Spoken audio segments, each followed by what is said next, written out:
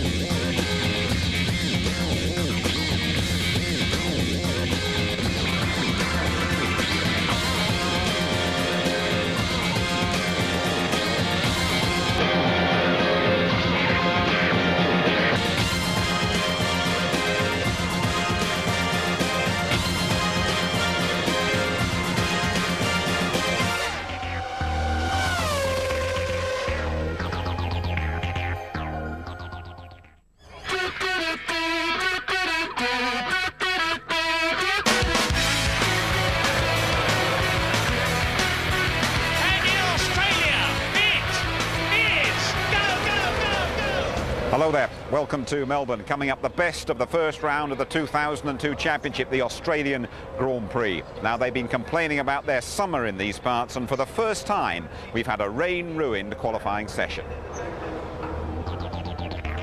There's a flurry of early activity as the skies darken. Jordan's Japanese debutant, Takuma Sato, sees his first F1 qualifying end just as it started. An accident in practice leaves him without a car, but he's allowed to race, starting from the back. David Coulthard is the first of the front-runners to post a banker lap, but seconds later, Ralf Schumacher puts himself on pole. Enter the Ferraris. Michael Schumacher making it look easy. That 2001 car better than ever. But Barrichello also enjoying the best machine in the business. He's fastest, but by 5/1000ths of a second. Then it rains, and how? So, Barrichello's first pole in 30 races and Ferrari's 150th, the Schumacher brothers, ahead of Coulthard, Raikkonen and Montoya. Good performance from Trulli and the Brazilian rookie Felipe Massa in the Sauber. Jenson Button, he's disappointed to be outside the top 10.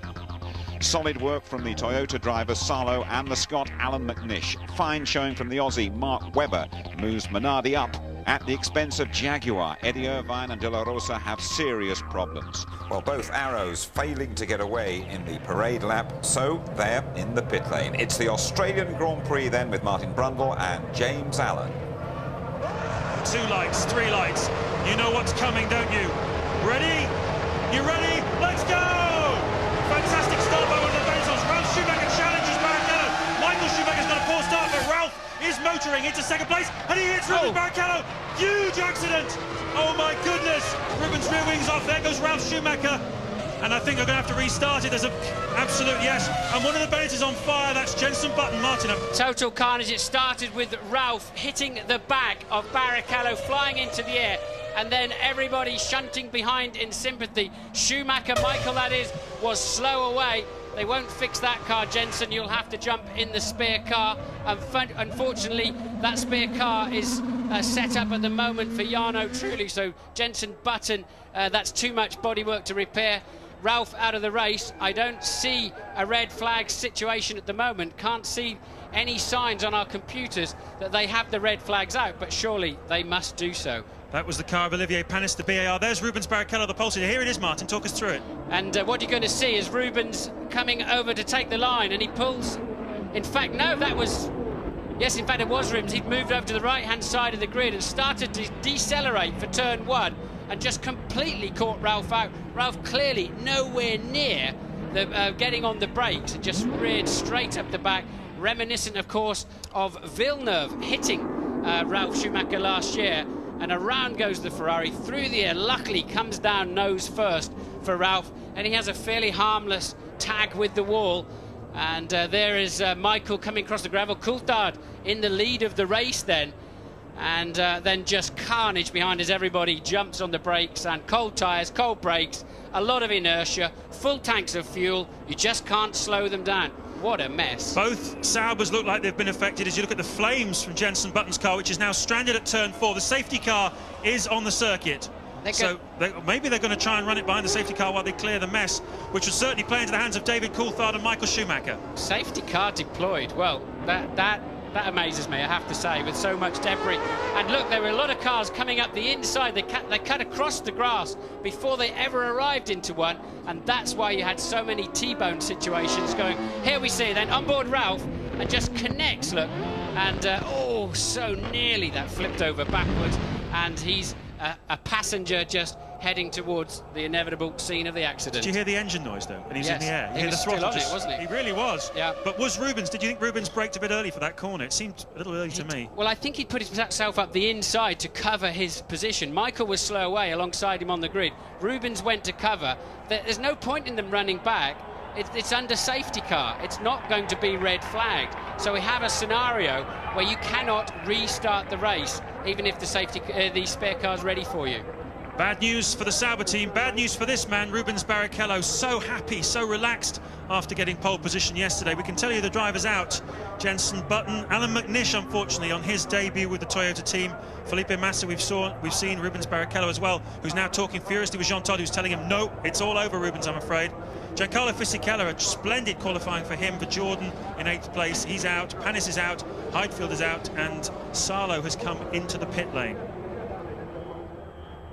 Ted, what can you tell us? Well, James, Ralf Schumacher's just arrived back outside the Williams garage. He looks fine. It was a huge crash. Went somersaulting over, as we saw. It was a massive crash, but he is fine. Just shaking his head, talking to Sam Michael, the Williams technical boss.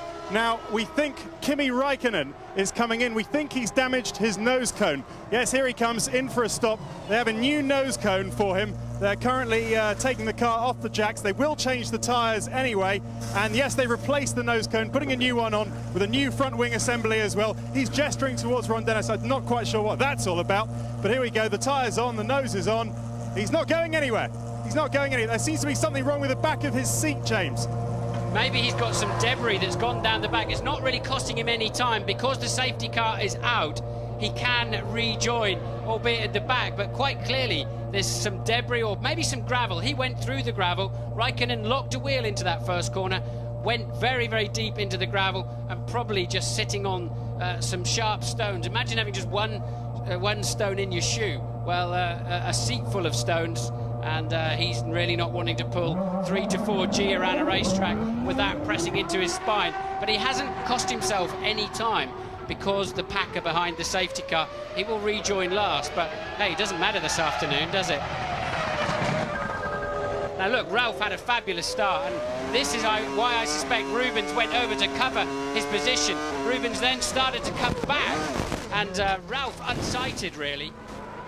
It's lap 4 of the Australian Grand Prix, and do not adjust your sets. They do seem to be going very slowly. That's because we haven't been racing. We've been behind a safety car, but now we are racing. And as they come across the start-finish line this time, we'll go green for lap 5 of the Australian Grand Prix. David Coulthard in the lead then. He's got a good drive out of the final corner. Jarno Trulli is second. Montoya is third. Michael Schumacher, the danger man, in 4th place. Eddie Irvine for Jaguar in 5th. De La Rosa 6th. Sato up in 7th place, and Mark Webber in 8th. But watch Montoya. Already he's looking racy. Already he looks like he's going to make a challenge on Trulli. And this is the difficult part of the restart now. Their tyre pressures will be down 4 or 5 PSI. Montoya very slow there. Has he got a problem, or did he just outbrake himself in having a look around Jarno Trulli? But that's allowed and released Michael Schumacher immediately. But the tyre pressures are down 4 or 5 PSI, so the ride heights are down 2 to 3 mil, and it's absolutely critical for the balance and the overall grip that you have. And this is where experience counts, no doubt about it, for a Grand Prix driver. Williams mechanics out in the pit lane for Juan Montoya. Perhaps he's got some kind of problem. Certainly that looked like a very strange incident, not the kind of thing we expect from a driver of Montoya's caliber, if indeed it was a driver error. But the mechanic's ready. Maybe he's got a puncture because they're getting tyres out in the pit lane. But look at Michael Schumacher already crawling all over the back of the Renault of Jarno Trulli. Trulli will be looking for a podium today. He won't want to do anything stupid, but Michael Schumacher, he's looking for the win. Yes, he is, and Jarno Trulli having to go defensive straight away. They're on lap 6 at the moment, and truly under an awful lot of pressure from Michael. Michael dancing around in his mirrors. Montoya then still in touch in the background, so it just looked like a temporary glitch. I think he just went in too deep into turn 3, and Michael then with a superb position for a slipstream down the pit straight, and the Ferrari is not particularly quick in a straight line because they're running so much wing. That's why they're fast around it, so much downforce. Michael was nowhere near overtaking him. But he seemed to try. He was having a go at it, wasn't he? Why does he feel he needs to get by so quickly? Well, he doesn't want Coulthard to get too comfortable out front. So Juan Montoya, who made a mistake on the first restarted lap when he tried to get past Jarno Trulli, gave Michael Schumacher the opportunity to pass him. He is now right on the back of the reigning world champion, and we're going to see yet another one of these great battles, hopefully, between Schumacher and Montoya that we enjoyed so much last season. Well, remember, both Williams have had very hot brakes this weekend. At one point with Montoya's car, they had to put the front brakes out with a fire extinguisher. They actually caught fire when he stopped in at the pits for an adjustment. So I would imagine his brakes are having to be run very cool, and we know the cars are fat on fuel. Brakes here are critical, and I think that's why cars tend to fly here as well. You've got very high-speed arrivals into a lot of big stops on what is effectively a street-style circuit, and therefore I think Montoya's just not got the confidence under braking that he needs. Look at Michael Schumacher crawling all over the back of Jarno Trulli, trying to make him make a mistake. Well, there's an old saying, make hay while the sun shines. We haven't seen too much sun this weekend in Melbourne, but David Coulthard is doing just that, pulling out faster sector times all the way. He's now 4.5 seconds clear of Jarno Trulli. Make that 6.6 as Trulli crosses the line. Schumacher not close enough this time, and Coulthard is getting away at the front. Well, the one clear overtaking spot, I think. Oh, and he's lost it. Trulli's lost it on the exit. And that is surprising to see. What a bad mistake there for Jarno Trulli. Really poor mistake. Surprising with traction control that he was able to get it that far out of shape. It really was. So that's bad news for Coulthard. 6 seconds up front. But he needed Jarno Trulli to hold up Michael Schumacher and Montoya. Here he goes on the exit of turn 2. Very surprising. And he will be surprised too. Jarno Trulli will be more surprised than anybody that the traction control, the electronics, allowed his car to get that far out of shape. So was that his fault or the car's fault? You've got to put it down to the car. He should be able to nail it out of there without any difficulty, unless he had a right rear puncture or something like that. Remember, a lot of debris on the racetrack from that first corner incident after the start, and, well, disaster for Jarno Trulli. What a shame. His heart will have sunk, and so will that of Flavio Briatore, the Renault team boss. Trulli in the wall from a very promising second position. And that's great news for Michael Schumacher, who now finds himself right behind. And we got the safety car back out again, Martin, because Trulli's car in a dangerous place. That's terrible for David Coulthard, having built that big lead. But Trulli's car bounced back onto the track, and it's the only safe and sensible decision, I think, to bring the safety car back out again. What an eventful few laps we've had here at Albert Park. We're only 9 laps into this motor race, and we've only got 12 cars left. You're looking down there at Enrique Bernoldi. Yeah, they've obviously restarted that car, and Bernoldi will be 9 laps behind. So Bernoldi has joined the race. Remember, he couldn't start on the grid, so both arrows now in the race, albeit a long way behind. Louise, you're down there with Ralf Schumacher, I understand. Ralph, that looked like a very nasty moment.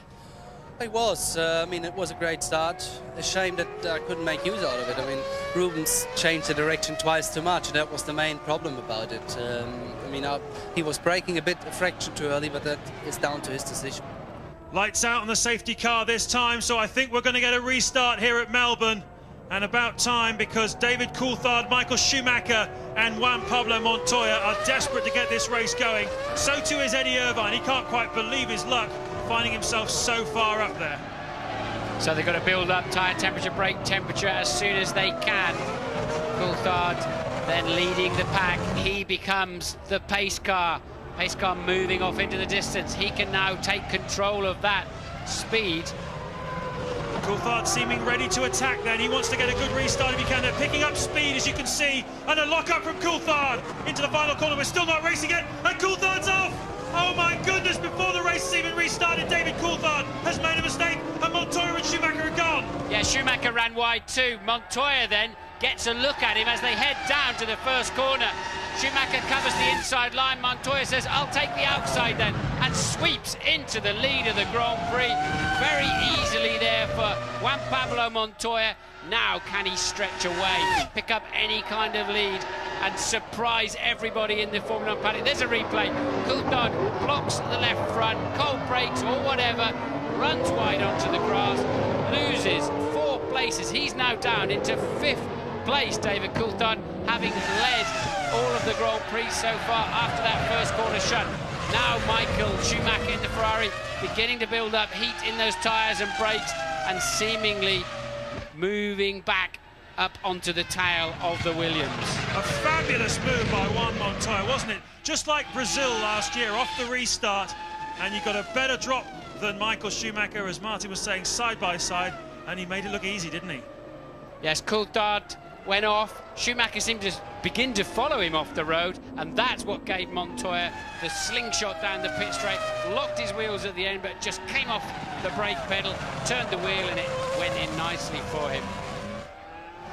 Well, it's been the talk of the winter, hasn't it? Will Montoya establish authority and seniority over Michael Schumacher? And he certainly put a good move on to take that lead. But now Michael, with clearly a much faster package, with everything up to temperature, a man who was a full 8/10 faster than any of them last time around, is David Coulthard down in 4th place. He is going to be so angry, so frustrated at what was a silly mistake on his part. But Michael then nowhere near on the way through 2. We've seen a few mistakes today, haven't we, already? It is, I know it's the first day back at school for a lot of these drivers, but they've been testing throughout the winter. Surely some of these mistakes are a bit off kilter, aren't they? I think it's because of everything's cold. They're really struggling to find grip around here. Usually there's been a lot of running around here. The V8s are out, everything is out, laying rubber down onto the racetrack. And it just hasn't happened with the changeable conditions this weekend. And I think this track is much slipperier than we're used to. Well, talk about slippery. Michael Schumacher seems to have the edge through this final sequence of the lap. He gets alongside Juan Montoya. Maybe Montoya's just playing with him, who knows, because he knows he has the extra power down the straight. Yeah, Montoya had to go defensive, and it cost himself a lot of time. And Michael with a good slipstream, but we saw he couldn't even overtake the Renault down there. So Montoya, I don't think it'll be an easy car to pass in a straight line. Did you see him look in his right mirror there? It was like he was saying, "Come on, if you think you're hard enough, come on." Yeah, but hang on, he's still having a look. Michael Oh. has so much more confidence under braking. We've seen Montoya struggle all through this amazingly active race. We're just on the 15th lap. There's been so much action already this afternoon, but a clear Achilles heel at the moment is under braking for the Williams. So you think the Williams has brake problems? He's not able to get the... Oh, there's David Coulthard just going off. Don't know if that's a different incident before. That's the second time Coulthard's gone off onto the grass because he threw away the lead in turn 15. Now Michael Schumacher right under the gearbox of Juan Montoya as they come down to turn 1. He goes to the outside line. Montoya blocks. He takes a tighter line on the exit. Michael Schumacher is alongside him, side by side out of turn 2, and Schumacher is through into the lead. Juan Montoya into 2nd place. A great move, Martin. It was. Montoya just took too long being defensive. You're only allowed to move across once, but he didn't need to stay to the right that long, and made the turn into the first corner much more acute, and it gave Michael an easy run through after that. So I think a little bit of a technical error there, you'd have to say, from Montoya, and just gave Michael Schumacher a clean run at him on the exit. And now we'll see how fast he is, and now we'll see what can Kimi Räikkönen do about the Williams.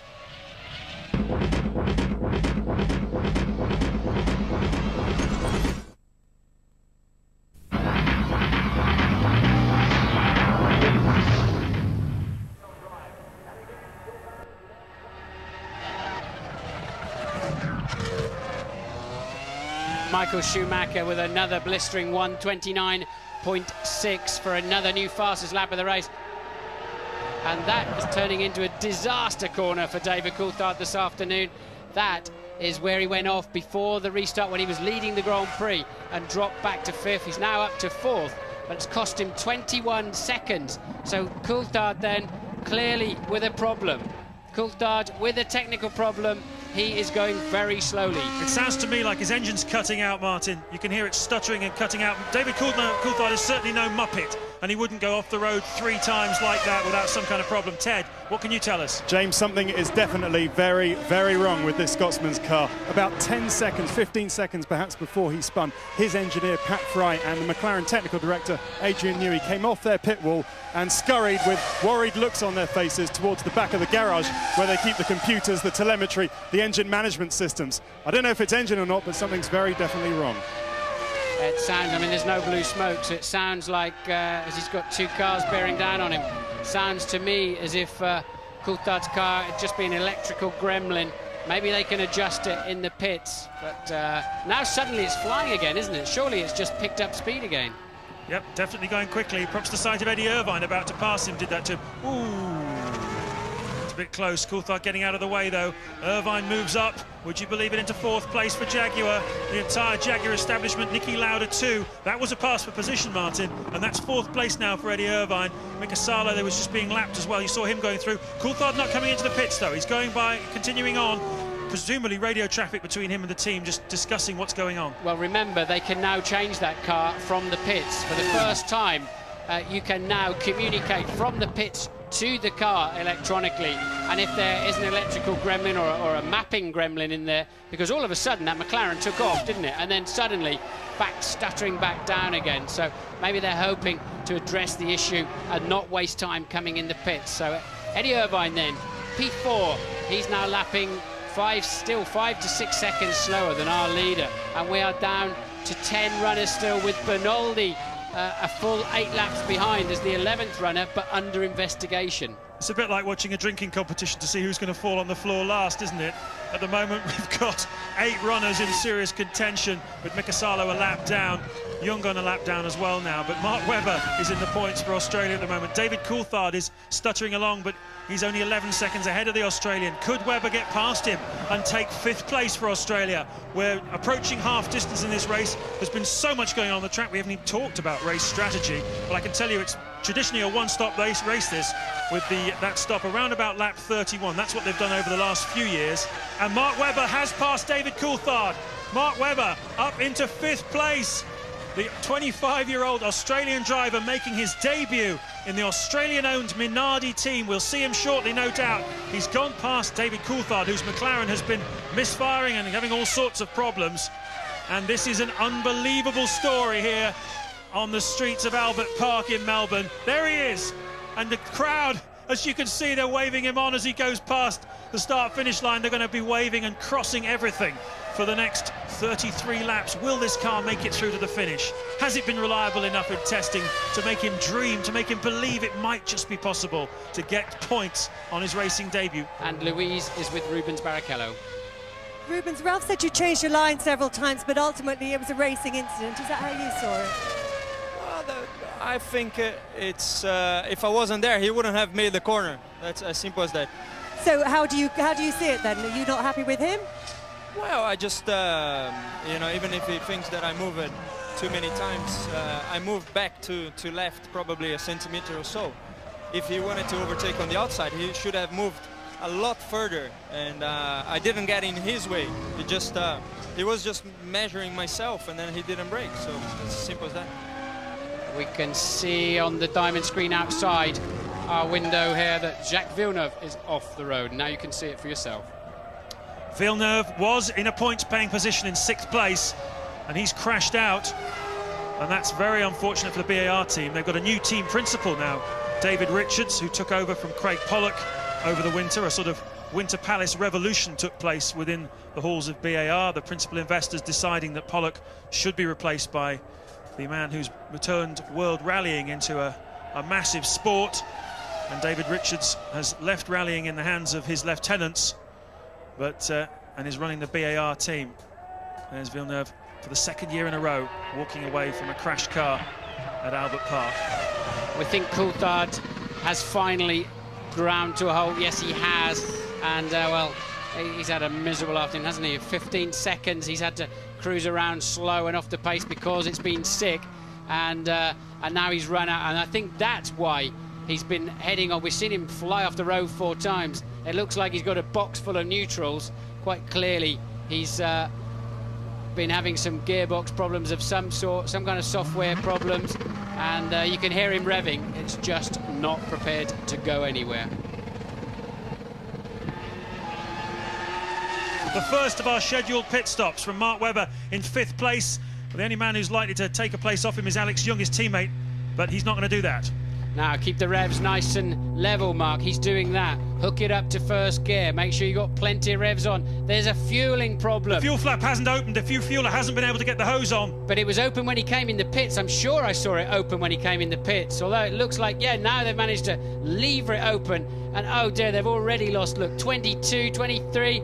And they still haven't got the fueler hooked up. Did you see the nozzle go in? Yes, yep. The secondary phase of it. Yes, it did. So away they go. Nice and calm, nice and calm. Don't stall it, don't stall it. Away he goes. That should be his one and only fuel stop of the afternoon. 34.9 seconds, so about 21, 22 seconds slower than it should have been. But the good news for Mark Webber is that the only man that he's racing for position is Alex Young, and he still has to make his stop. And there is Young. Young up into 5th place on his debut, not his debut, sorry, first race of the season with Minardi.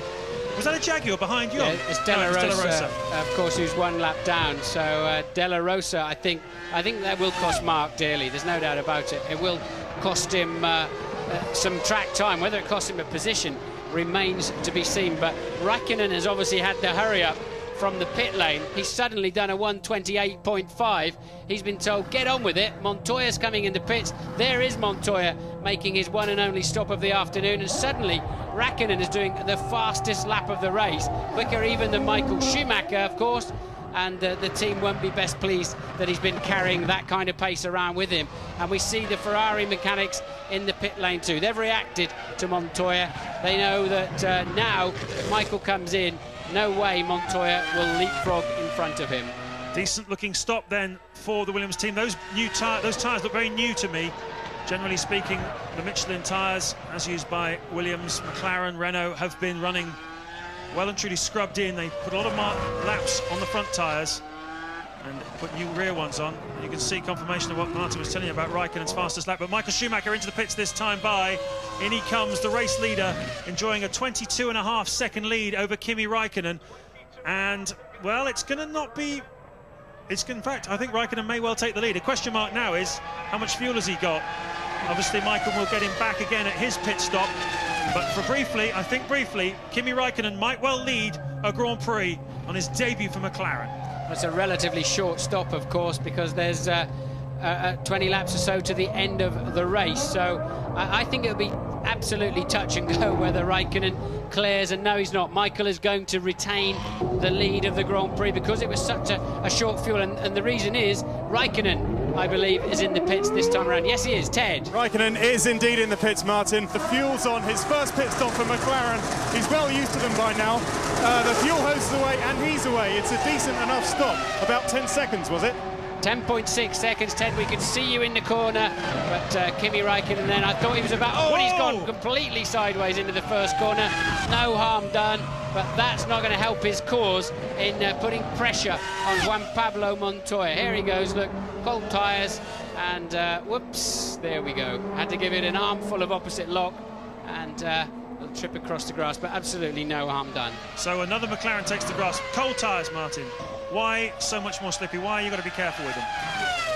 They come out of they're not cold, of course. They've come out of the blankets, but somehow or other it's not the same as when you've got the whole carcass, the whole tyre fully up to operational temperature. There's a few more degrees to go when you get out there, and also you get a bit of a glaze on the top. You get rubbish that you pick up in the pit lane itself as well. So the first 2 or 3 corners are always more slippery. And you certainly have to learn the characteristics with a new car and with a new tyre, as Raikkonen, of course, has. So you're used to feeling the tyres you've just taken off. You're used to getting in the groove with the way they have been. And all of a sudden, you've got completely different feeling tyres on your car. There's an element of that, because the car is much heavier because it's taken on a lot of fuel. But what Raikkonen didn't allow for is, as you trundle through the pits and down to the first corner, you're on the inside of the racetrack and you're picking up dust on the surface of the tyre, and you've never got the same amount of grip in that first corner. So, as Alex Young comes out after his pit stop, he's now dropped back into 6th place. Mark Webber back into 5th. Eddie Irvine is still 4th. Kimi Raikkonen is 3rd. Juan Montoya is 2nd. And Michael Schumacher still leads as Irvine comes to put a lap on Young. That's right, yes. So Alex Young is 2 laps down on Schumacher. And 1 lap down, and that's Mika Salo. Now he's racing Jung for position, so has Jung got some kind of problem, or is it just the old cold tyre syndrome Martin was just talking about? That's because he's just been in for a pit stop, James. We saw him coming out of the pits, didn't we? But Jung, I think, is just building up speed. He's just left the pits, and Salo, I think, will have a good chance to take that 6th place away from him. So 7 runners then, and De La Rosa making the 8th, but he's not shown so clearly on the computer here because he's 2 laps down. So that's why De La Rosa hasn't been making. We've seen him coming through the field. He's lapping quite quickly, hasn't been making up positions because he's 2 laps down.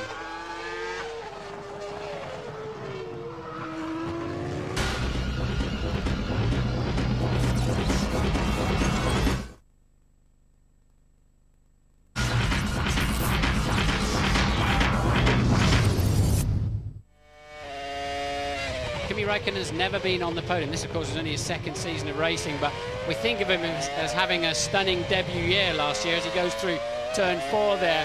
But he has yet to be on the rostrum, on the podium at the end of a Grand Prix. Look how dark it is under those trees, and we often talk about that.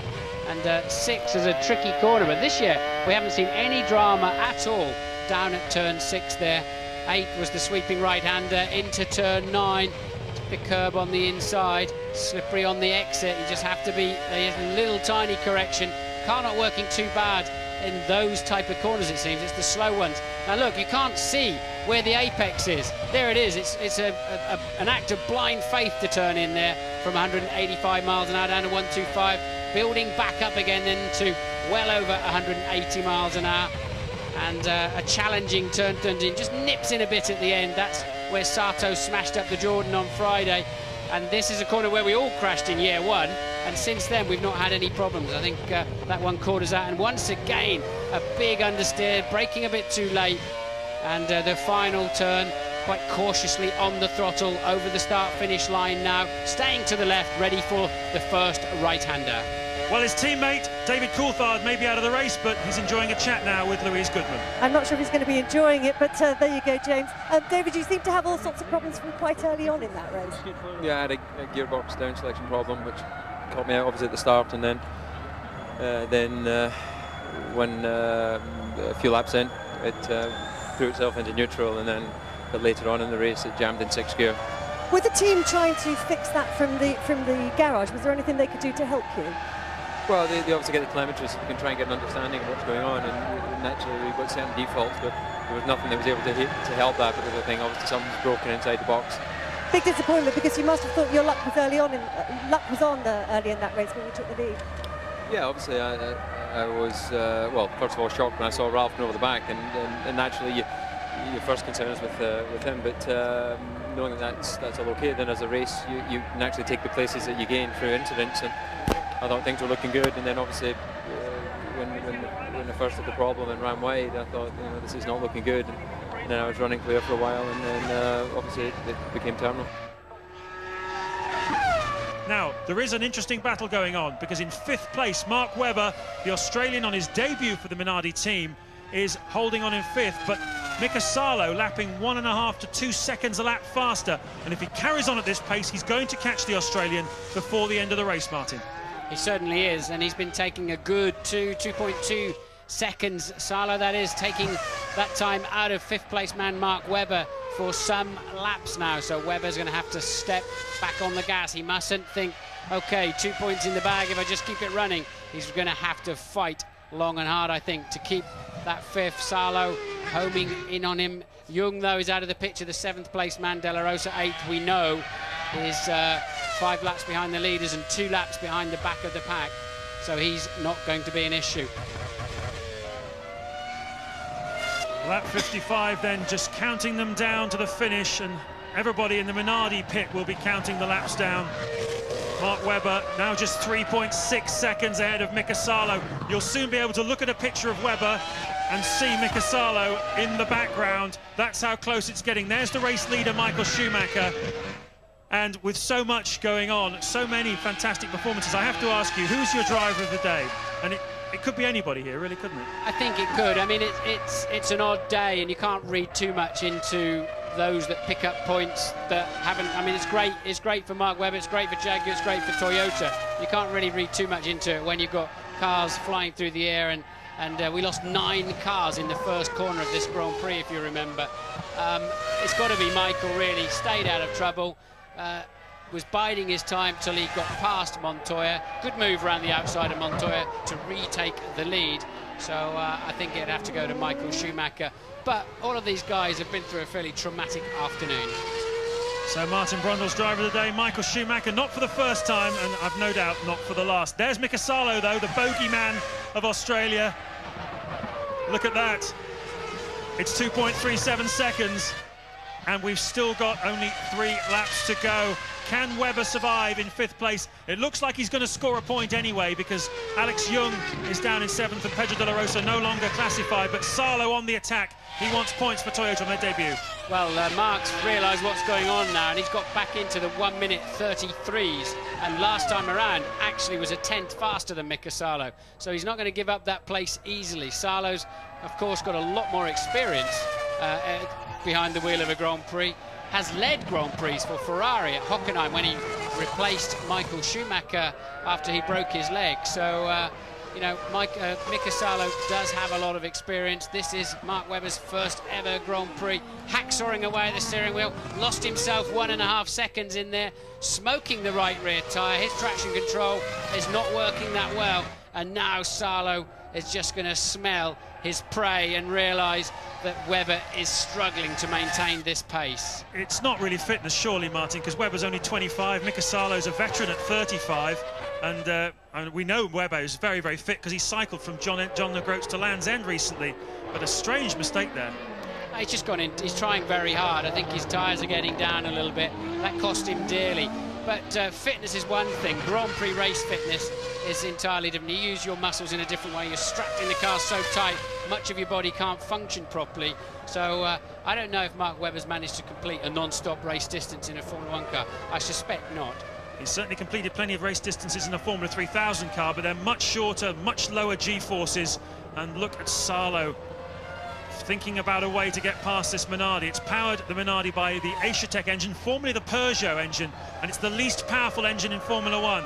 Now, the Toyota wouldn't claim to have the most powerful engine in Formula 1, but certainly on the speed traps, they've not been any slouches, and Salo is right in his wheel tracks now. I think it's game over. I think Salo will have the grunt down the pit straight to take a reasonably easy pass. 2 laps to go, as you can see, and Webber goes defensive, and now he's really going to take some pain. And Mika is more experienced than to take a wild dive, but he needs to stay calm. Salo needs to stay calm and just get nicely in the slipstream zone of that Minardi, which surely he is, and he should. He lost a bit, didn't he, on the traction on the exit? And now it's going to be touch and go whether he can get down that pit straight. Nowhere near having a go, is he?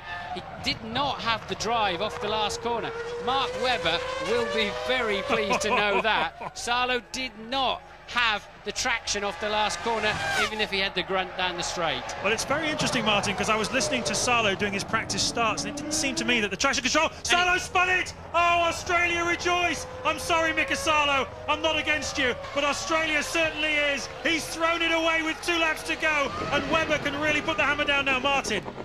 Here he is, he went in too deep, got onto the marbly stuff on the outside, and a simple little spin. He's not going to lose a position over it, Mika Salo. He'll stay 6th, so he'll still get a World Championship point. And that was a bit of a clumsy error. I think his eye was on Mark Webber and not on the racetrack. Well, the eyes of the crowd are only on one place. They came here to cheer Michael Schumacher. They'll be doing that, but nothing like as loud as they'll be cheering Mark Webber. But the reigning champion, he's done it all today. He kept out of trouble at the start when his teammate Rubens Barrichello collided with his brother Ralf Schumacher, taking 9 cars out at the start of this crazy Grand Prix. Michael kept out of trouble.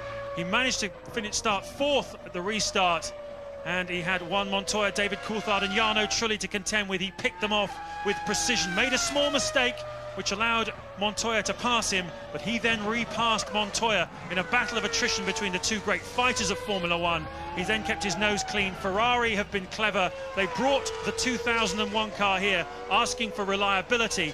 over the 2002 car, and Michael Schumacher has done the business. 3 years in a row in Australia, Ferrari have won once again. Michael Schumacher wins the 2002 Australian Grand Prix. Wonderful performance by him.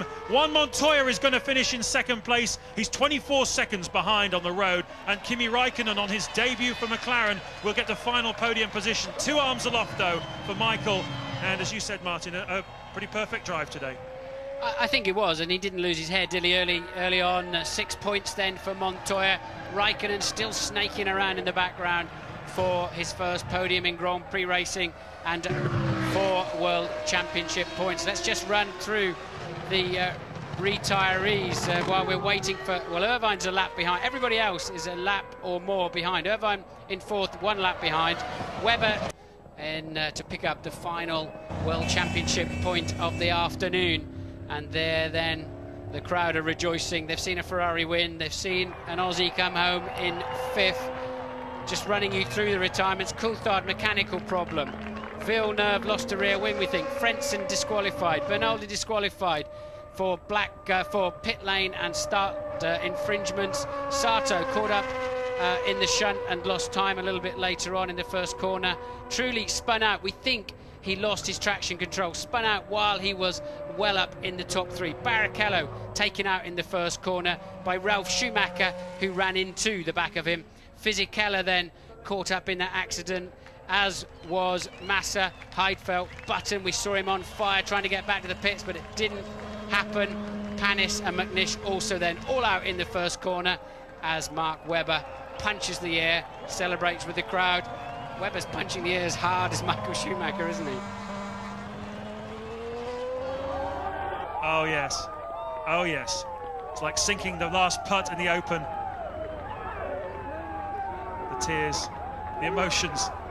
Racing sometimes can be beautiful. It's a familiar sight then. Michael Schumacher, odds-on favourite, delivering once again. There's plenty more to come from Melbourne, including reaction from an overjoyed Minardi team.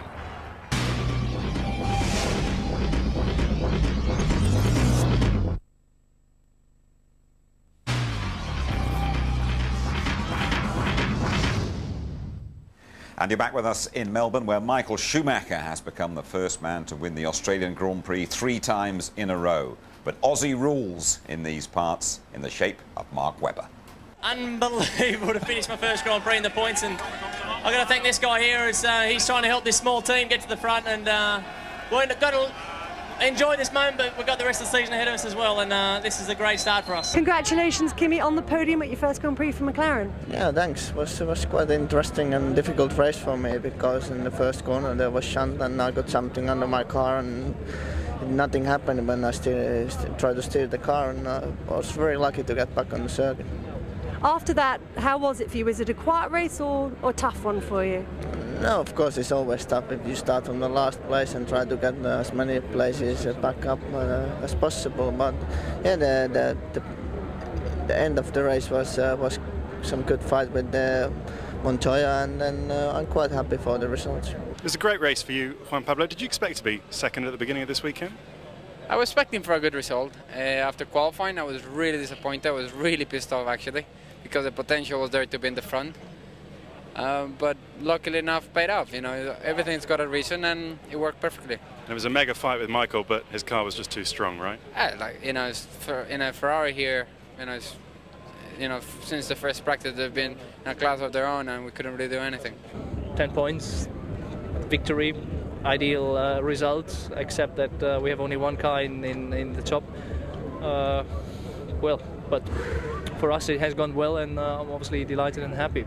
Tell us about that first lap incident. I know you've just been watching some pictures of it. What did you see from the cockpit? You know, I'm a little bit in a difficult position, because one is my teammate and the other one is my brother. So don't expect me to really go after one. I leave it up to you to comment on that. Confirmation of the result down under. 10 out of 10 Schumacher. Montoya second. Raikkonen on the podium for the first time. Irvine 3 points from absolutely nowhere. Webber getting his 2 for Australia. Mika Salo back in the F1 points. Now then, Mark Blundell, what about the start for a kick-off. I mean, £10 million we worked it out, the damage, but so pleased nobody was injured here. Oh, it's an incredible start, and you see the guys come off the line, the front row. Rubens Barrichello gets a little bit of a slow start, but Ralf Schumacher got a great start. This is the big incident, look at it. An unbelievable thing. Ralf Schumacher climbs over the back of Rubens. For my situation of looking at that as a driver, and see this complete load of cars off the road there with Jenson Button being very, very damaged on that. Watch it here, Jim, yeah? Rubens moves over, defends his position, Ralf climbs up the back of him. For me, I put the blame at Ralf Schumacher's feet. He just wasn't aware of what was going on and didn't read Rubens Barrichello's moves. Yes, he moved over a couple of times and he's entitled to do that. At the same point, there was plenty of room on the left-hand side for Ralf to make a little bit of a move. Although Ralph's saying that Rubens moved a couple of times and he's not allowed to do that. You can make one definite move when you're doing an overtaking manoeuvre. Just watch this in camera. Accelerating, he's still accelerating and changing gears. Look, he's still got a load of momentum going into turn one. He's going way too quick. He climbs over the back. He's already doing over 150 miles an hour there. That's more than what a light aircraft needs to take off. He's very fortunate he didn't flip over, isn't he? Oh, unbelievable that he didn't flip over, and that could have been a big mess. He's wondering whether to wear glasses in the races, Ralf Schumacher. Well, he should maybe wear glasses, I know that. Listen, we had a terrific scrap, didn't we? And perhaps a sign of things to come this season between Michael Schumacher and the man who you've backed from the very start, Juan Pablo Montoya. Well, Montoya here. This was after a restart situation off the safety car. Montoya lines Schumacher up, makes an outstanding move on him. That all comes from IndyCar experience. They use safety cars a lot over there. Montoya is very experienced on cool tyres, knows how to work the car, get the most out of it. Schumacher, as good a driver as he is, does not have the experience what Montoya does in that situation. How well does that old Ferrari work round here? Well, everybody down the pit lane would like a 2001 Ferrari at this point. Outstanding car, but they've evolved it. It's got a few modifications of what the 2002 car will have. But what a scary thought when they bring that new car out. Melbourne's a big party city, isn't it? And they're going to party through the night, the Australians. Celebrate Minardi, Mark Webber, Paul Stoddart, the lot. Well, the situation here, Salo was catching him up to take that 5th place, and I think every Australian around the track had their hands together and were praying. It came off. Salo went to make a little bit of a move, got wide, missed the apex by several feet, on the marbles, around he spins. And the joy of the Minardi team, unbelievable, but hats off to Minardi and Mark Webber. Must mention Eddie Irvine. He was speechless. His car was so bad in qualifying, and he's nicked a few points here. Well, I think more luck than judgment there. Jaguar, for me, are in the doldrums, and I can't see them improving. Yes, they've collected some points today, but that will not be a trend for the season, I can assure you. Quick sum up of how things stand after round one. Schumacher and Ferrari's domination, Minardi and Mark Webber, outstanding, and then Toyota. They turned up for their first Grand Prix ever. They finished and they scored a point. That's unreal. Cheers, Mark. Thank you very much indeed. Right, the next race, we go to Malaysia in a couple of weeks' time. The full ITV1 service, as always, qualifying live 4:30 on the Saturday morning. Rerun round about lunchtime on the Saturday, 1:30. The race, you can watch it live, ITV1, 6:40 on the Sunday morning. Repeat, lunchtime at 1:30 and the highlights at 11:45. Business as usual then for Michael Schumacher, off and running. But here in Melbourne, Ferrari have been upstaged by Minardi. Good night.